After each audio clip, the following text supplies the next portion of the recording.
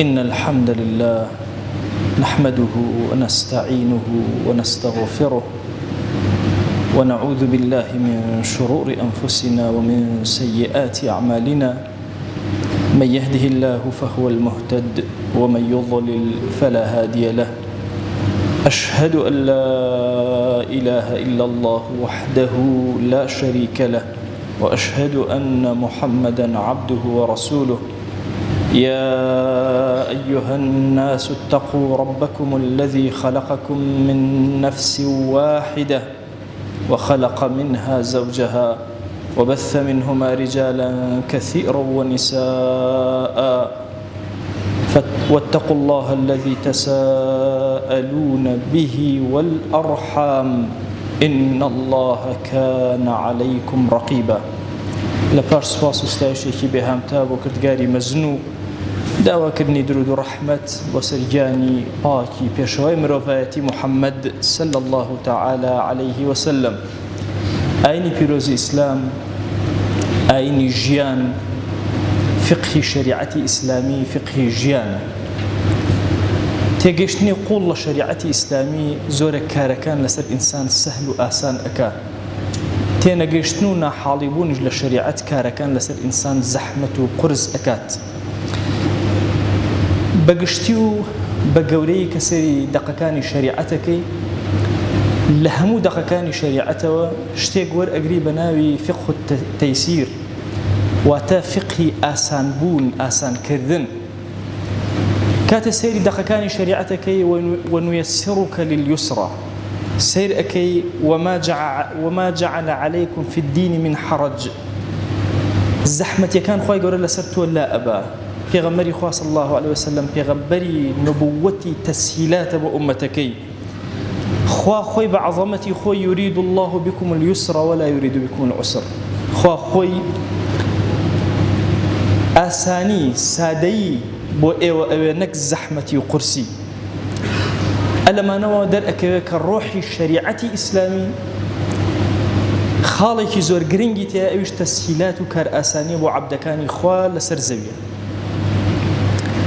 پیاوێک لە زمانی پێغەمبەر صلی الله عليه وآله وسلم نەذری کرد. نەذر طبعا نەذرێکێکە لە عیبادەتە زۆر گەورەکان. ئینسان هەڵێ خوای گیان ئەگەر ئەو ئیشت بۆ جێبەجێ کردم، منیش ئەو عیبادەتە بۆ تۆ جێبەجێ ئەکرد. ئەمەندە نەذر گەورەیە. ئیمامی عومەر لە زەمەنی جاهلیەتە نەذرێکی کردبوو، لە زەمەنی جاهلیەتە پێش ئیسلام. پێغەمبەری خوا صلی الله عليه وسلم فەرمووی ئەوفی بنەذرێک، بڕۆ نەذرەکە جێبەجێ کە لە زەمەنی ئیسلام. ئەوەندە گەورەیە لە شریعەتە. کەسێک نەذری کرد، ئەفەرمێ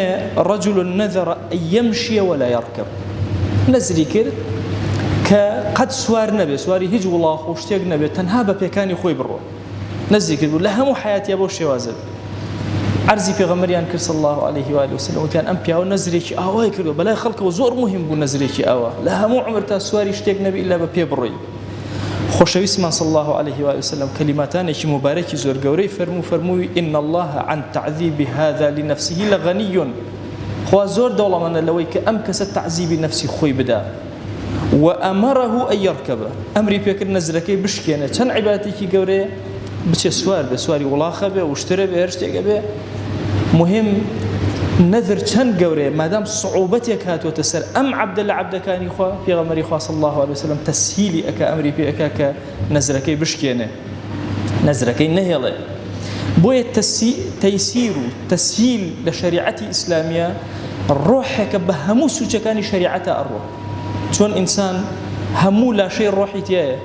ڕۆحی سەربەخۆ نییە، بە هەمان چەشن. بۆیە پێغەمبەری خوا صلی الله عليه وآله وسلم هەر کاتێ هەوڵانی ناردبێ بۆ شوێنێک ئیلا ئەمری پێکردون بە تەسهیل، بە ئاسانکاری بۆ خەڵک، بە تەسهیلات لەگەڵ خەڵکە. حتى لە مەسەلەی دنیای خۆمانە ئەفەرمێ رحم الله رجلا سمحا إذا باع وإذا اشترى. ڕەحمەتی خوا لە کەسێک کە متەساهیل لە ئاسان ئەدا بەسەر لە کڕین لە فرۆشتنە. تصور کە جاری وە ئینسان ئەوەندە معاملەی صعبە، ئینسان هەر تاقەتی نییە مامەڵەی لەگەڵاکە. جاری وا هەیە گەنجێک کەسێک گەڵێ وەڵڵاهی ماوەسا سۆپەرمارکێتێک کەس نایە بە دەوریە، دە معاملە سەهلکە، دە ئاسان لەگە خەڵکە مامەڵەکە. حتى ژیانی خۆمان تەساهولاتی ئەوێ، لەگەڵ مناڵە، ماڵ و مناڵە، دەوروبە پێویستی بە تەساهولات هەیە. بۆیە خۆشەویستمان ئەفەرمێ إنما بعثتم ميسرين ولم تبعثوا معسرين.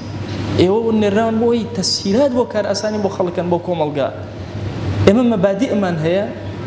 کۆمەڵە مەبادی ئیسلامی هەیە بێت لە هەموو فەردێکی مسلمانە داکوترابێ. کافر زۆر ئیشی کردو مەبادیەکان لە مێشکمانە نەهێڵێ. هیچ فەردێکی مسلمان نییە بێنی لەسەر زەویە فکری ئەوەی نەبێ کە ڕۆژێک لە ڕۆژان ئەم شریعەتی خوا لەسەر زەویە جێبەجێکە، بەڵام چەندێ پێی ئەکرێت چەندە پێی تەطبیق ئەکرێت کە لە فقی تەطبیقا پێشتر باسمان کردووە کە کات و وەقت و ئەوەی خۆی ئەوێ.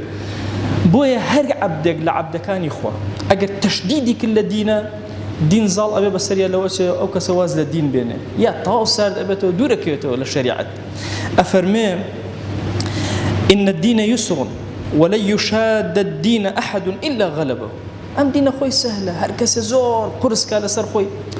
إلا دينك زالة بس تحملناك لزماني في غمرة صلى الله عليه وسلم جارك تشي مباركي أنا نوم مزقود سيريك الحبلك الواسرة وبايكانو بدو بايو أم برو أوبر فرمي أول شيء فنا والله يكي لخزانة كان دي في غمرة صلى الله عليه وسلم يد ليرا نيوجك أم دو حبلي دانا وأجر زور مانوبي خوي هل أواسي بحبل كانوا إنجا نيوجا كان جيبا جيكا فرمي بيقرتين لايبن دين هي أمانية دين تساهلة كان بيت كرا برواكر أمر هرشي شتمانا قلبي كي تندي ورقرتو كسيوا هيا ترسانو يعني وتوانا السحر الإكرا ونازم تشاء الإدرا بزمان زور أمره سيرة كيد همو روجة سورة بقرة همو روجة سورة بقرة همو روجة كاكا والله الدين أمام شوازو معاملين نية خوشوي اسمان قرآني خياندوا هەندێک جار قورآن نەخوێن، هەندێک جار شەو نوێژی کردووە، هەندێک جار نەیکردووە، هەندێک جار بە ڕۆژوو بووە، هەندێک جار بە ڕۆژوو نەبووە. سەفەریەتە ڕێی ئینسان، زەحمەتیەتە ڕێی ئینسان. ئەم دینە دینێکی سەهل و تەسامحە. ئەبێ ئێمە ئەم فکرە بە باشی لەم دینە بە جوانی وەرگرین. ئەمە بەبەس ئەوە نیە ئینسان بە دوای ڕوخسەتەکانە ڕاکە لەکوێ شتێکی سەهل هەبوو یا عالمێ لە عالمەکە وتێ شوێنی کێ شوێن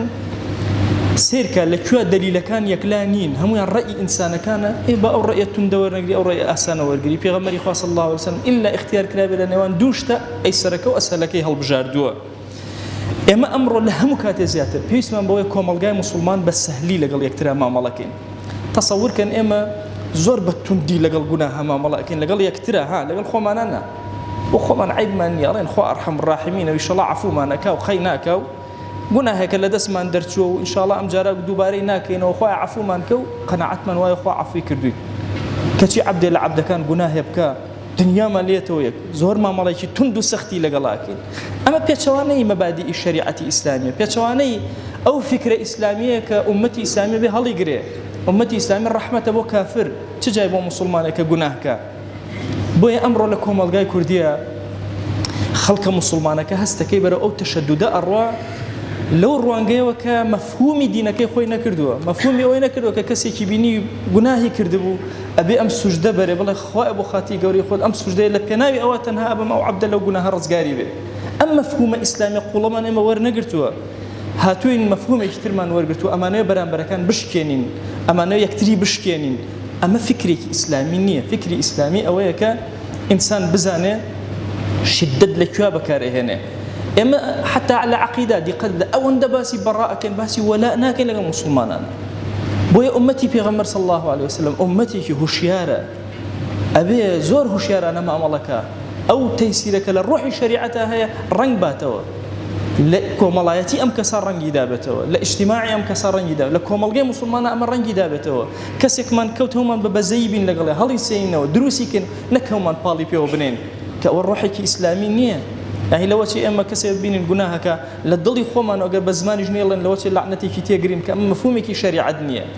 بقرأ أبي بعكس وما مضي لقلابك حتى لقوانين الدولات أبي مراعاتي أم لا نبكى هامشة كامشة زر أسان أبوكم الجا أو دزبوبة لكوا هر كومالجاك هر حكومتك دسي نبرد ببكار أسان كان لسرقلك إلا الرخاء وكو ابن خلدون فرمي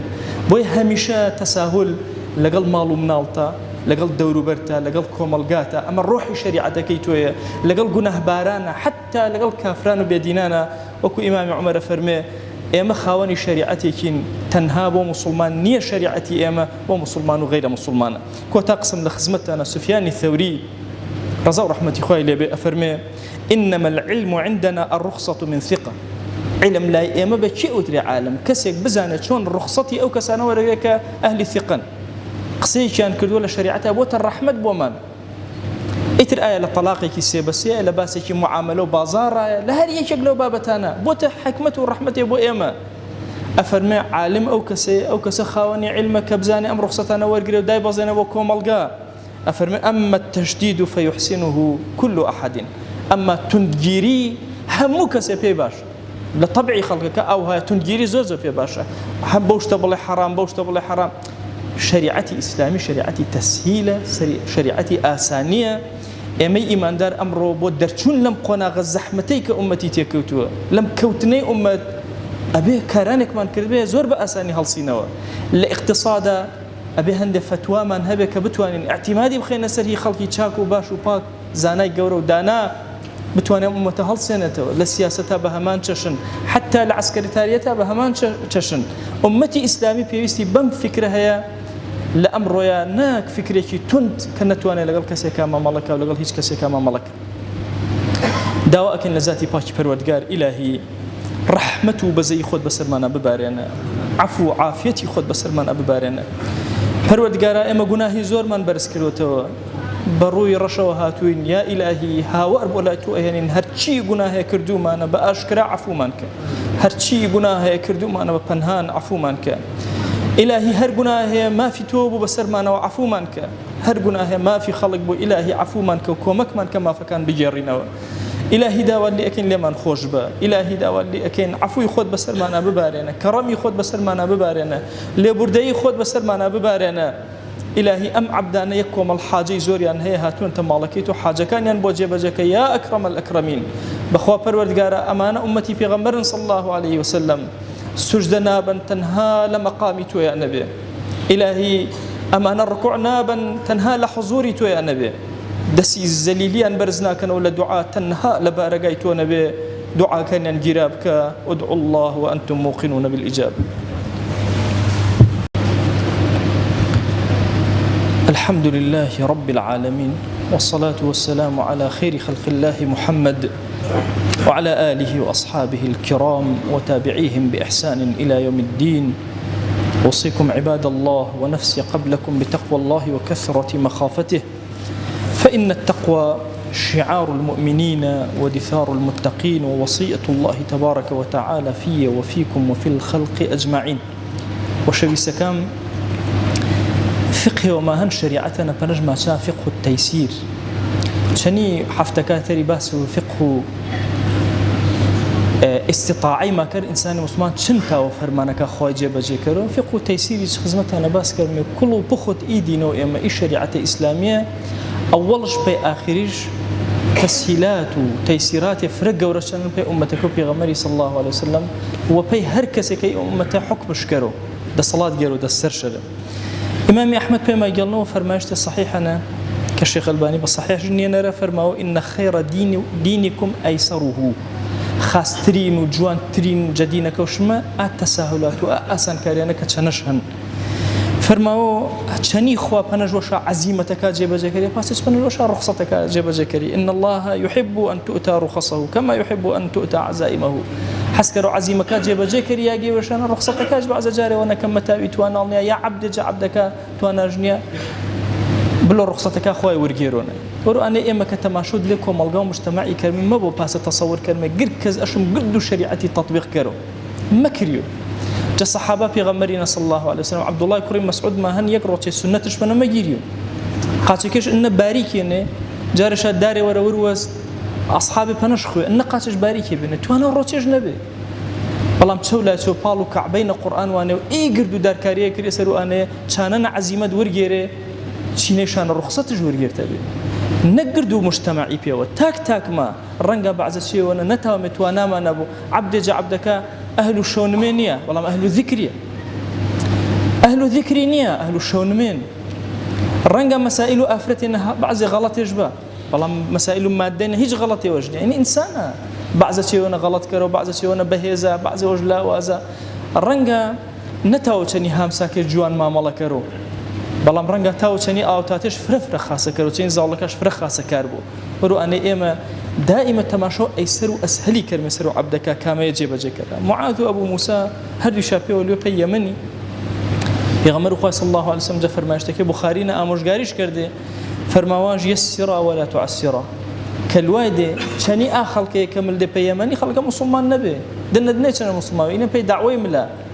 آسان كاريشا بكرده زحمتي نماردي راشا إنا بنج ما فقه التيسير إنساني مسلماش مخازيا وشنا حتى تاو جوان ما مالتشني دقيقة شريعتي كرو هر ياجي ونا هر مقامي ونا إنسان شيء وشفرة بتنيجر أتشاتي ونا خزو نقص زانا جوركانا خزو إلا قاس جور خليسيو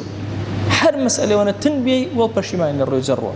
ورو أنا إنسان مسلمان شني نرمي شريعتي ما ملا كرو تأخوي جرو درو خير جوانا كرو أخوي دوا وانا كرمه جفقه شريعتي زياتر يا ونمانا بركة خير سرو إم ملته إمر كرو يا أكرم الأكرمين. وأوصيكم أيضا بالصلاة والسلام على رسول الله حيث أمرنا الله تبارك وتعالى في محكم تنزيله قائلا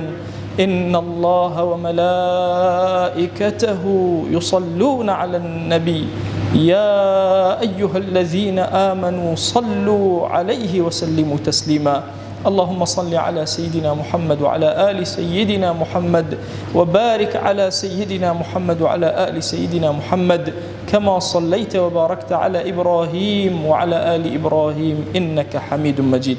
اللهم اغفر للمؤمنين والمؤمنات وللمسلمين والمسلمات ولمن أنشأ هذا المكان. اللهم أعز الإسلام والمسلمين وأهلك الكفرة والملحدين. اللهم انصر من نصر الدين واخذل يا رب من خذل الإسلام والمسلمين. اللهم آت نفوسنا تقواها فزكها أنت خير من زكاها أنت وليها ومولاها. آمين آمين والحمد لله رب العالمين. أقم الصلاة يرحمك الله.